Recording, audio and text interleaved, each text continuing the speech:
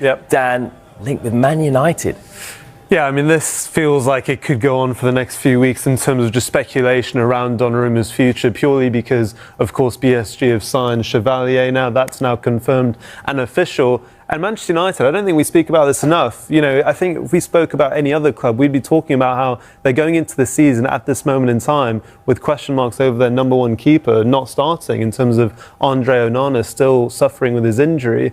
And Altay Bayindir showed last season he can deputise at times, wasn't always completely solid. And you also have Tom Heaton, who has played in pre-season as well. So for Manchester United, though, the focus is on departures, but I think this link with Donnarumma will continue until Andre Onana's status and fitness is really confirmed over the next week or so. It's quite an unusual market opportunity to have a guy who was amazing in the Champions League. About Hojlund, though, Matt, is yes, his future has been in question, but I've been around United in the last few days. I was at the training ground reopening on Friday, where the whole first team squad, Ruben Amorim, were all there. Hojlund was there, smiles, you know, acting very professional. On Saturday, the last pre-season game at Old Trafford, seeing what seems to be his replacement getting paraded before the game at Old Trafford.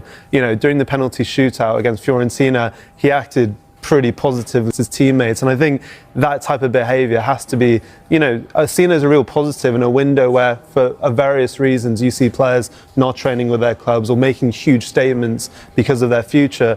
You have to admire the way Hojlund's gone about his business, whether he remains at United or not past the deadline.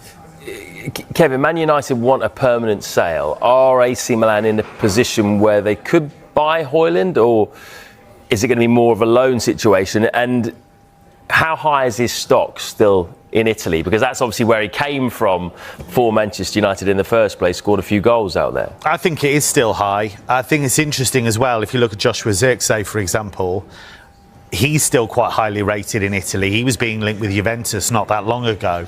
So players like Zirkzee and Hojlund have done it in Italy, not over a long spell of time, but they have proven that they can score goals, make goals. And what he did at Atalanta was very impressive, and that's what caused United to move for him and spend so much money. In terms of Milan, their situation's really interesting because they brought in Santi Jimenez, the Mexican striker from Feyenoord, and you thought, right, he's set to be there for the next few years. There's talk